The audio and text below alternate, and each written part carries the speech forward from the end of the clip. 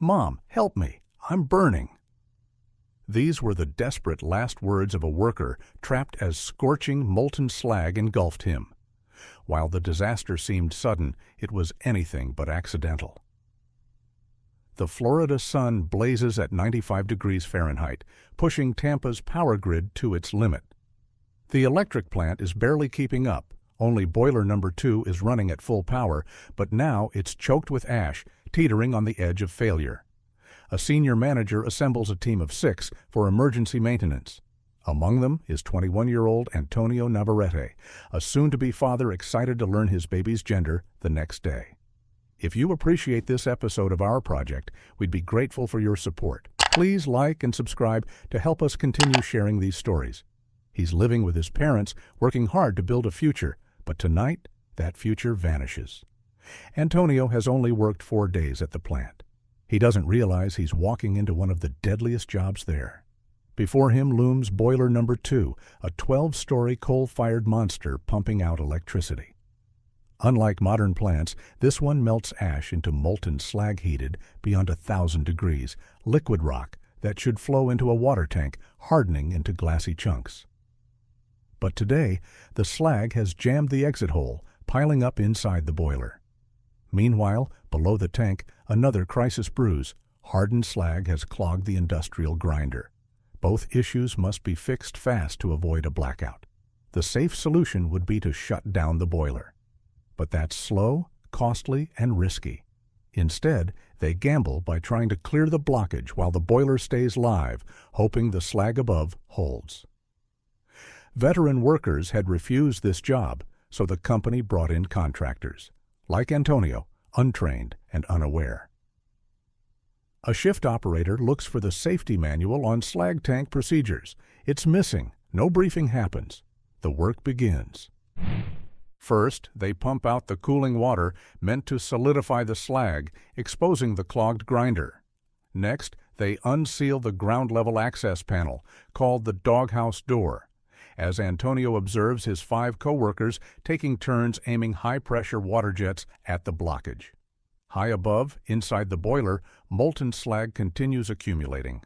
The scenario mirrors standing beneath a crumbling dam, with fiery slag pressing against its weakened barrier.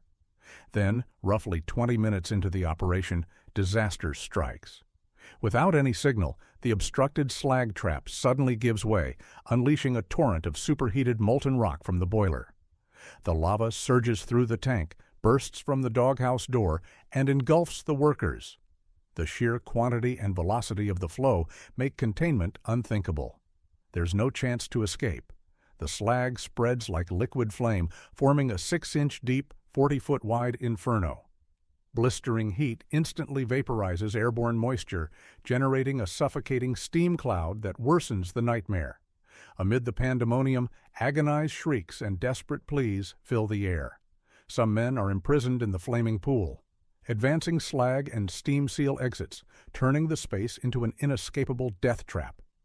In his final moments, Antonio grabs his phone. He calls his mother, but when she doesn't answer, he leaves a chilling voice mark. "Mom, help me. Mom, I'm burning. Call the cops."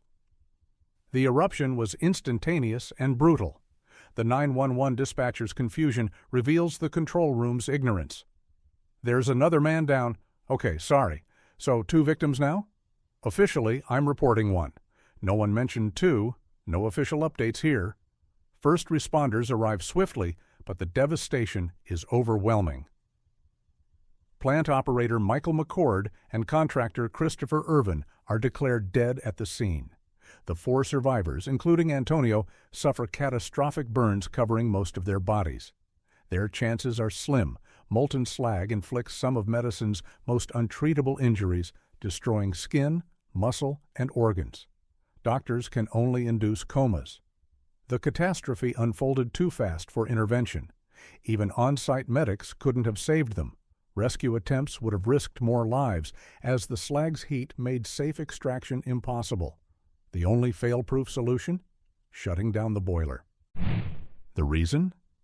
More than just cost and delay, Tampa Electric faced a critical power shortage. With temperatures spiking and July 4th approaching, Residential AC use was surging. Shutting down Unit 2 would force them to purchase overpriced electricity from competitors, a financial blow they wanted to avoid. So they gambled, attempting repairs without powering down. Another factor was TECO's outsourcing strategy. After union employees protested the dangers of live boiler maintenance, the company shifted these lethal tasks to contractors. While this sidestepped internal resistance, these temporary workers lacked familiarity with the plant's aging infrastructure, amplifying risks. Though OSHA grants workers the right to refuse unsafe tasks, contractors proceeded despite concerns about the slag tank's hazards. This loophole created safety blind spots as contractors weren't fully integrated into TECO's safety protocols, contrary to the CEO's claims of their familiarity with procedures. Later investigations would expose this as fiction. This wasn't an anomaly. In the 2 decades before the accident, TECO's fatality rate dwarfed other Florida utilities, 10 deaths compared to rivals 3 or fewer. A near-identical warning had flashed 20 years earlier. In June 1997, 4 workers suffered severe burns during live slag tank maintenance. Post-incident, TECO banned such practices, but the policy gradually dissolved. By 2015, employees reported renewed pressure to work on active slag tanks. Federal investigators confirmed TECO had flouted its own rules, issuing an initial $130,000 fine. As probes deepened, the utility was charged with willful safety violations. In 2022, TECO admitted to skipping life-saving training. A $500,000 fine and probation followed. For grieving families, the penalty was insulting. Confidential settlements couldn't compensate for lives lost. Despite medical efforts, Antonio Navarrete, Armando Perez, and Frank Jones succumbed to their injuries. Only Gary Marine Jr. survived.